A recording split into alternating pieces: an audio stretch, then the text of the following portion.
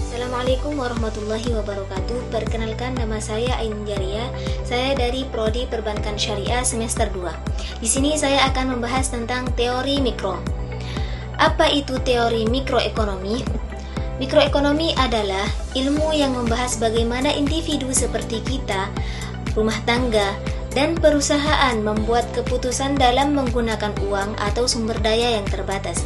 Jadi, mikroekonomi melihat hal-hal kecil dalam ekonomi, beda dengan makro yang bahas ekonomi secara keseluruhan. Contoh, kenapa kita beli kopi di warung biasa bukan di kafe mahal? Nah, itu dibahas di mikroekonomi. Tujuan mikroekonomi: memahami bagaimana harga ditentukan, menjelaskan kenapa konsumen dan produsen mengambil keputusan tertentu, membantu pemerintah dan bisnis membuat kebijakan, dan bantu kita mengambil keputusan keuangan sehari-hari. Konsep dasar mikroekonomi.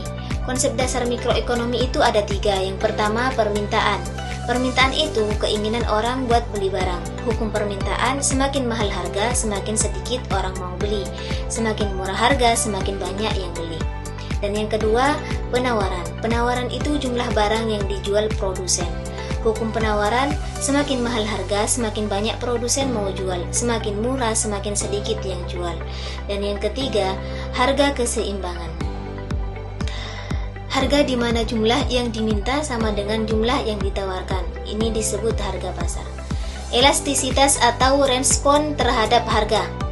Elastisitas itu seberapa besar konsumen atau produsen bereaksi saat harga berubah.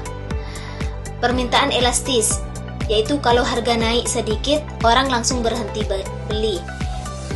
Permintaan tidak elastis, harga naik tetap dibeli, contoh seperti beras atau bensin. Perilaku konsumen, membahas gimana cara kita sebagai konsumen memilih barang yang bisa kasih kepuasan paling besar, walau uang kita terbatas. Misalnya, uang kita cuma 20.000, kita harus milih beli makanan berat atau jajan es krim. Itu bagian dari teori perilaku konsumen. Perilaku produsen dan biaya. Produsen itu pengusaha, tujuan mereka untung. Ada 3 jenis biaya. Yang pertama, biaya tetap, yaitu seperti gaji, sewa, listrik. Dan yang kedua, biaya variabel, yaitu bahan baku. Dan yang ketiga, biaya total, yaitu biaya tetap plus biaya variabel. Bentuk-bentuk pasar.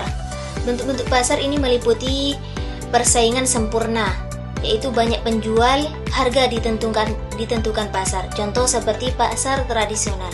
Yang kedua, monopoli, satu penjual saja, contoh PLN. Dan yang ketiga, oligopoli, sedikit penjual besar seperti industri rokok, operator seluler. Dan yang keempat, persaingan monopolistik, banyak penjual, produk beda-beda, contoh warung kopi dan laundry. Contoh mikroekonomi di kehidupan mahasiswa. Yang pertama, beli HP baru atau second, mikir harga dan kebutuhan.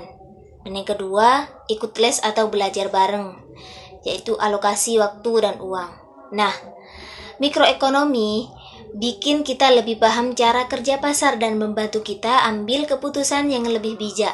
Bukan cuma buat pembisnis, tapi juga buat mahasiswa seperti kita. Cukup sekian dari saya. Kurang dan lebihnya mohon maaf. Assalamualaikum warahmatullahi wabarakatuh.